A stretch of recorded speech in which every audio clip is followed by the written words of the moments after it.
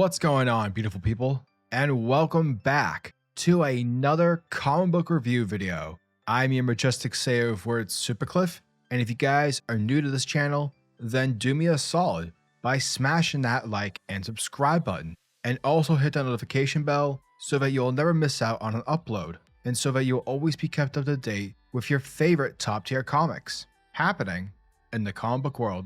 And today, folks, we are covering the finale of the 3-part tie-in battle against Fear State with Nightwing issue number 86, written by Tom Taylor with the art by Robbie Rodriguez. And guys, if you haven't been keeping up with the series, then definitely check out the playlist within this video's description. It will help catch everyone up on what's been happening. Now check it, folks. Nightwing and Batgirl have fought through the fear-stricken Gotham streets, but now their fight takes them to the skies above Gotham, along with the Batgirls and Robin.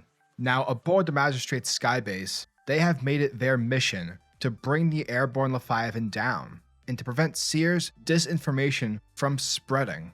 Thus, without further ado, let's get this show on the road.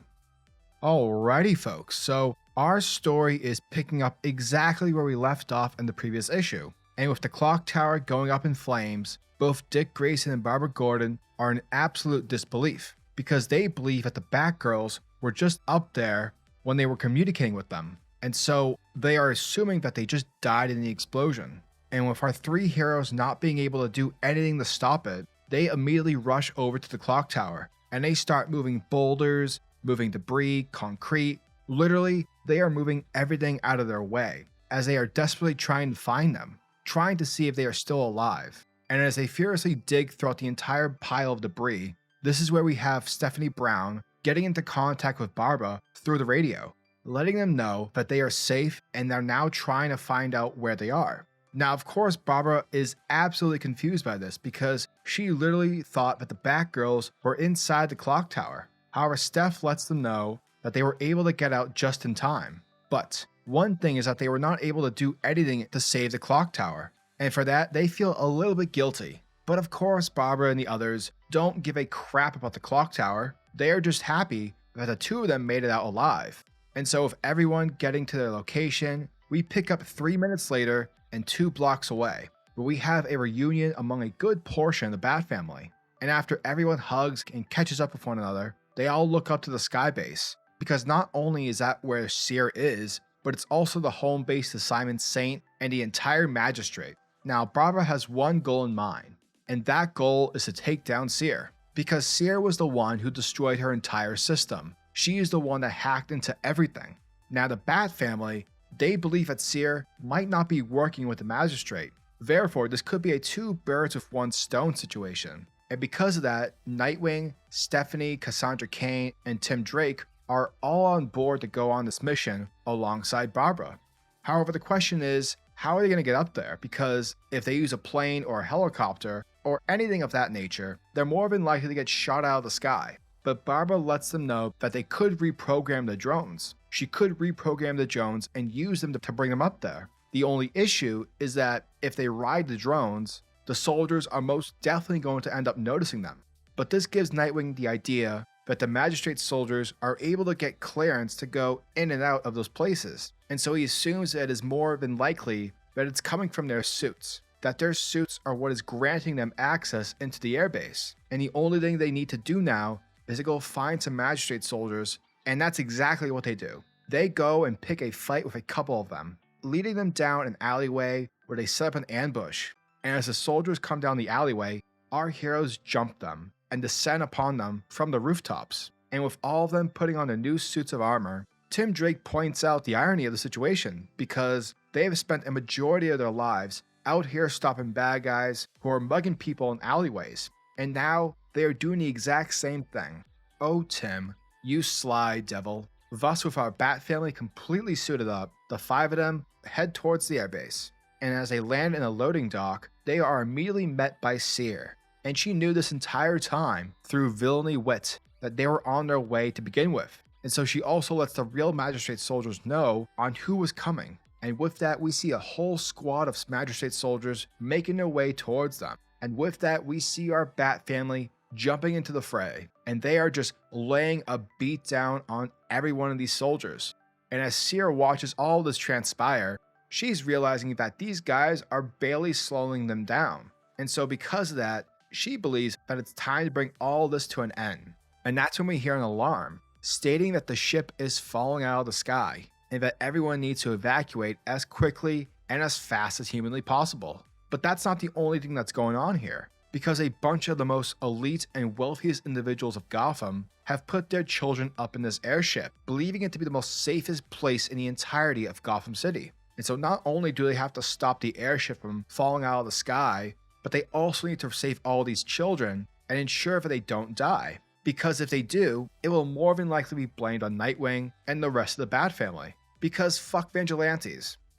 And so with them running, following the screams, they find the young children. They find them being guarded by Magistrate soldiers. Now these soldiers are told by Dick Grayson to get out of here. Like, this thing is fallen, guys, and we don't want to fight you.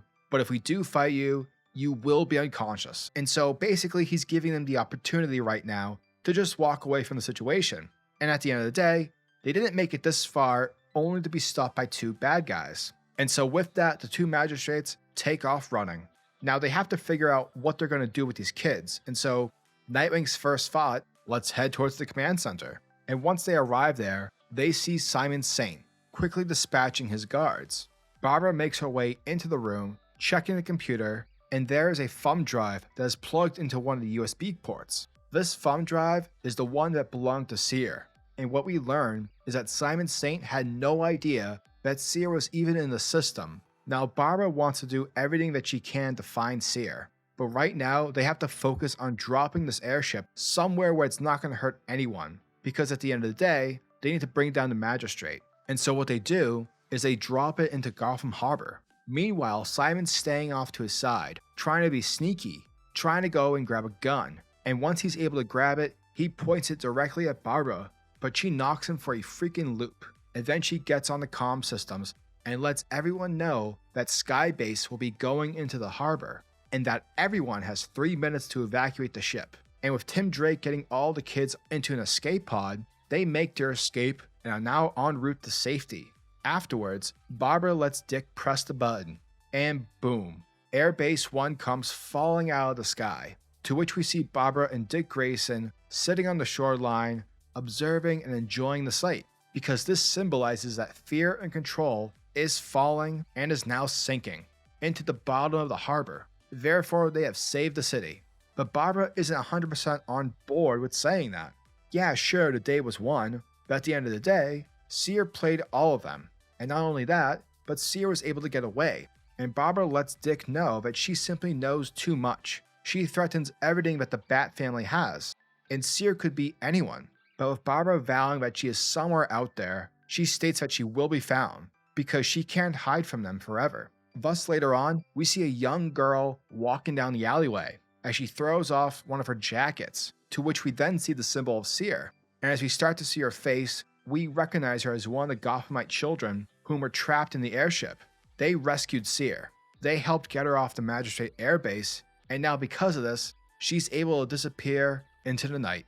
And that, folks, was the end of Nightwing Fear State, issue number 86. This issue is a fine ending to Tom Taylor and Robbie Rodriguez's 3-issue tie-in arc to Fear State, even if its final moments solidify it as a mere digression from the series' main narrative. While there's no true attempt to bridge the gap between Taylor's Bloodhaven storyline with Fear State, the character work between Dick and Barbara is fun to watch, while Rodriguez's art ensures it all goes down smoothly.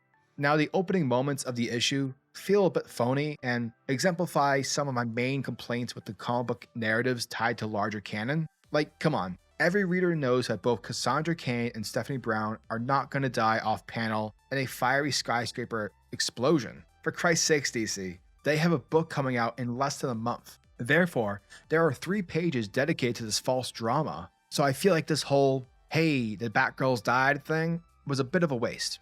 Nevertheless though, fiery landscape and the darkness of Gotham with a little bit of lights here and there looks extremely well, especially when you have Adriana Lucas's colors stealing the show and greatly enhancing the group's smoky surroundings with subtle blends of reds and browns between the smoke and rubble. There's also one panel where Dick reaches out in agony as he watches the skyscraper tumble to the ground, with a young version of himself in the background also reaching out, unable to stop the fall of both his parents and his now allies.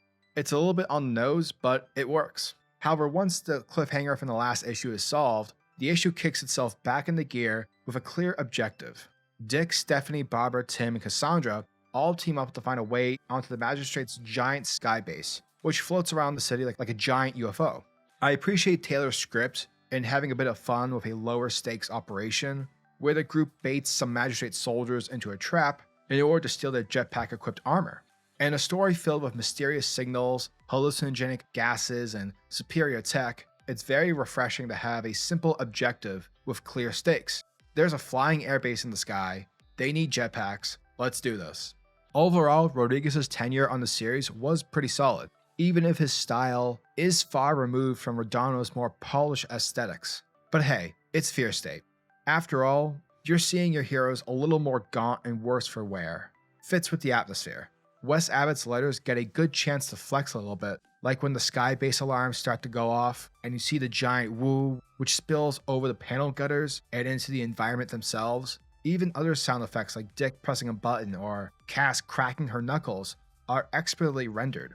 By the end of this issue though, it's hard to recommend this chapter for anyone who is not a completionist or highly invested in the Fear State storyline. The issue does hint at more stories ahead for the villainous Seer. However, I don't see myself voluntarily revisiting this narrative thread, and I doubt Taylor's Nightwing series will either. That is until the next crossover event when DC has to force Taylor because of mandates. As it stands, fans of both Dick and Barbara's relationship will get some mileage out of the story arc, but most readers will likely be fine picking the series back up next month when we get back to Bloodhaven. Nightwing issue number 86 gets an 8 out of 10. And guys, if you like this video, make sure to hit that like button in order to show your support to the channel. And tell me, what are your thoughts on this issue? Are you guys excited for issue number 87? What did you guys think of Fear State overall? I thought it was pretty stupid. But yeah, let me know your thoughts and opinions down in the comment section below.